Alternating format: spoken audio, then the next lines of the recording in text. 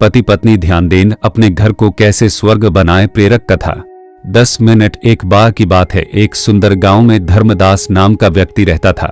धन की कोई कमी नहीं थी, बड़ा घर, अच्छा व्यापार, सब कुछ था, लेकिन फिर भी उसके घर में शांति नहीं थी। पत्नी सुमित्रा हर समय दुखी रहती, छोटी छोटी बातों पर झगड़ा, शिकायत, ताने, और धर्मदास भी बाहर की थकान घर लाकर गुस्से में बदल देता। घर ऐसा बन गया था कि जहां मंदिर था वहां मंत्र नहीं थे, जहां दीपक था वहां उजाला नहीं था। समस्या का कारण एक दिन धर्मदास बोला, मैं सब कुछ करता हूँ फिर भी घर में सुख क्यों नहीं। सुमित्रा बोली, तुम कभी मुझे समझते ही नहीं। दोनों सही थे और दोनों गलत भी। संत का आगमन। एक दिन गांव में श्री अनिरुद्धाचार्य जी महाराज की कथा लगी। धर्मदास और सुमित्रा दोनों कथा में पहुंचे।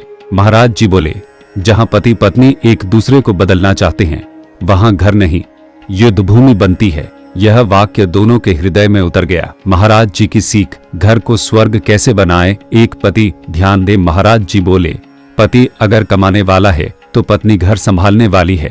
एक बाहर की लड़ाई लड़ता है, दूसरी भीतर की। पति को चाहिए कि घर आते समय गुस्सा बाहर छोड़ दे, पत्नी की बात सुने, टोके नहीं, हर दिन 2 मीठे शब्द बोले। पत्नी फूल है, आदर से रखोगे तो महकेगी, नजरअंदाज करोगे तो मुरझा जाएगी।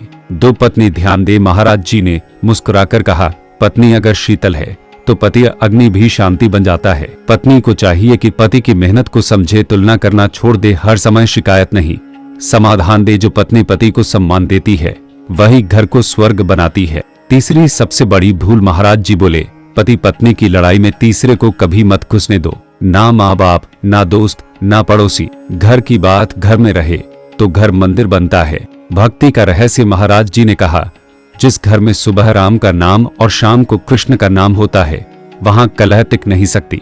धर्मदास और सुमित्रा ने निश्चय किया, रोज एक दीपक, रोज एक भजन, रोज एक दूसरे के लिए प्रार्थना। परिणाम, कुछ महीनों बाद वही घर जहां पहले रोना था अब हंसी थी, वही आंगन जहां तनाव था अब शांति थी। धर्मदास बोला, अब समझ आया, स्वर्ग कहीं बाहर नहीं, स्वर्ग तो अपने व्यवहार में है। सुमित्रा बोली, जब सम्मान मिला तो शिकायत अपने आप चली गई। कथा का सार। महाराज जी की वाणी में पति पत्नी अगर एक दूसरे की कमी नहीं, एक दूसरे की जिम्मेदारी बन जाए तो वही घर साक्षात वैकुंठ बन जाता है।